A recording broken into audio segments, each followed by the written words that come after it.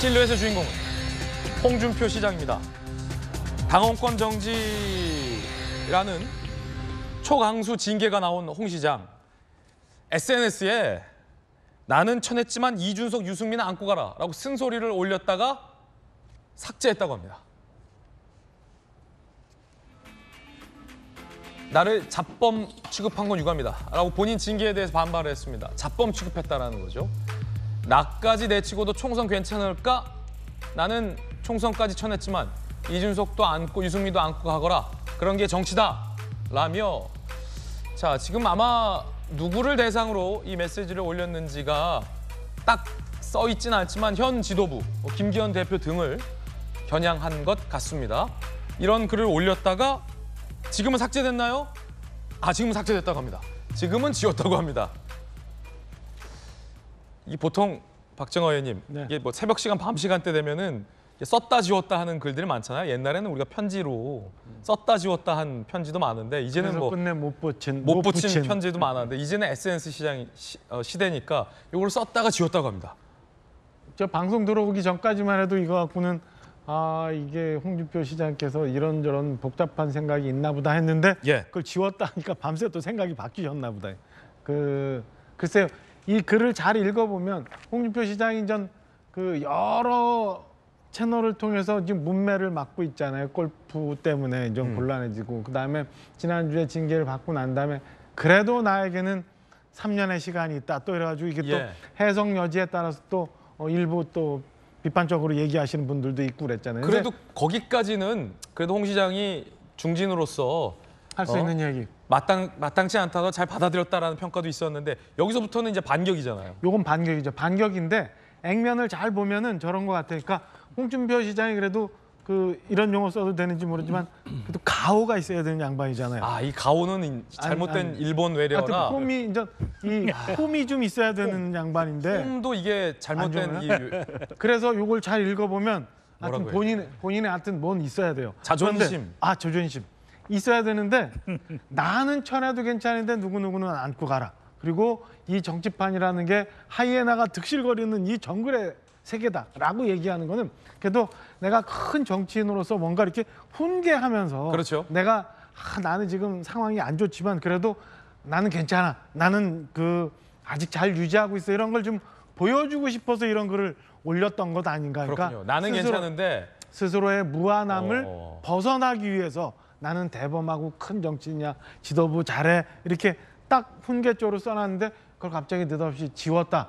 이게 이준석, 유승민에 걸리는 건지 아니면 좀 전에 제가 말씀드렸더니 훈계조의 얘기가 걸렸었는지 모르겠습니다만 지금 지웠다라고 하는 거는 홍준표 시장께서 요새 굉장히 신경이 복잡하시구나. 이때 다르고 저때 다르고 밤에 다르고 새벽에 다르고 이런 상황 아닌가라는 생각이 듭니다. 그냥 당신이 얘기했던 것처럼 나에게는 3년이 있다는 생각을 밖에다 얘기하지 말고 스스로 생각하시면서 차분차분 한 걸음 한 걸음 대구 시민들 그다음에 국민들의 그리고 당원들의 신뢰를 회복하는 길이 무언가 생각해 보시는 게 더 오히려 이렇게 글 자꾸 쓰시는 것보다 낫지 않을까라는 생각이 듭니다. 이준석, 유승민에서 탁 걸려서 지운 것일지 아니면 나 내치고 총선 괜찮겠니? 라는 부분에서 걸린 것인지는 분석하는 분에 따라서 조금 경중이 좀 다른 것 같아요. 그러니까 그게 어디에 방점이 있는 건지 모르겠는데 아마 이렇게 해서 이거 가지고 또 얘기가 많이 있으면 오늘 저녁에 뭔가 또 글을 하나 올리시지 않을까 한번 기다려 봐야 될 것 같습니다. 예,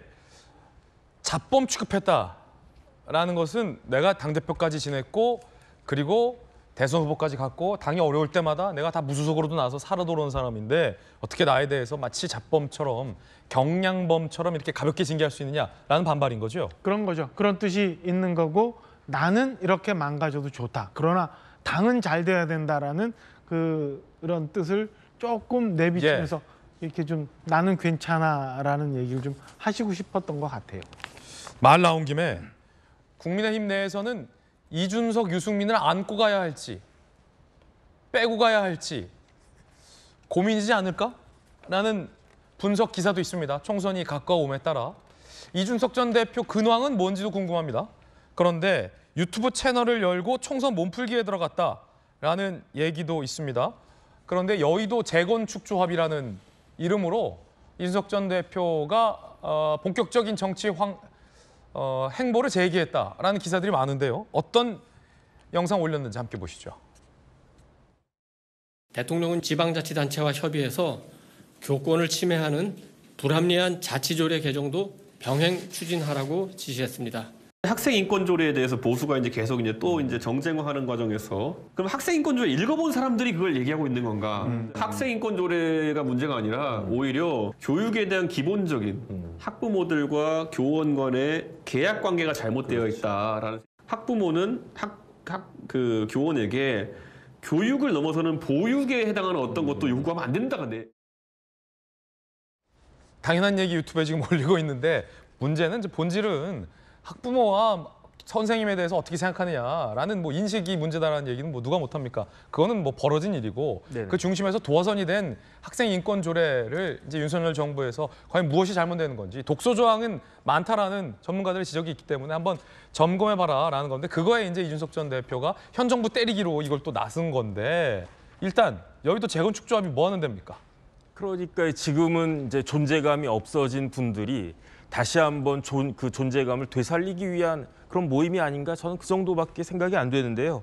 근데 저는 사실은 학생인권 조례 읽어봤거든요. 읽어봤는데 뭐 내용이 그냥 학생들한테 뭐 차별하지 말아야 된다, 폭력으로 뭐 이런 내용들이 쭉 있고 여기에 교직원에 대한 교원들의 처우와 교권에 대한 이야기가 없어요. 근데 저는 어떻게 생각을 하냐면 학생 인권이라고 하는 것은 언제 제대로 확립이 되느냐?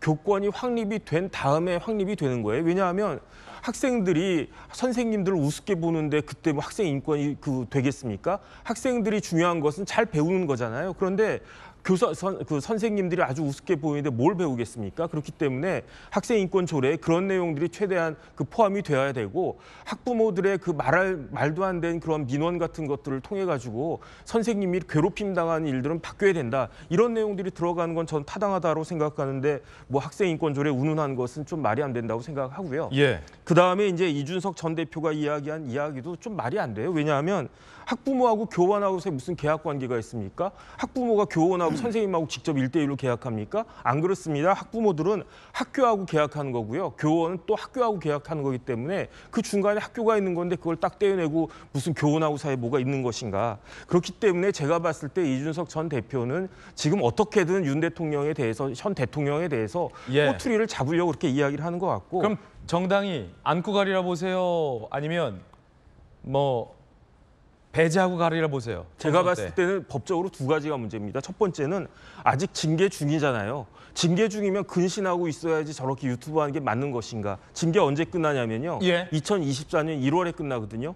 더 심각한 건 뭐가 있냐면 이준석 전 대표는 아직 수사 중이에요. 무고죄로. 거기에 대해서 아직 결론이 안 나왔기 때문에 이준석 전 대표가 만약에 뭐 다른 당 가가지고 무소속이나 다른 당 만들어가지고 출마할 거면 상관이 없는데 지금 여당에서 그 공천을 받으려면 일단 수사 잘 받고 징계 기간 중에는 근신하는 모습을 보이는 것이 필요하겠다는 생각이 듭니다.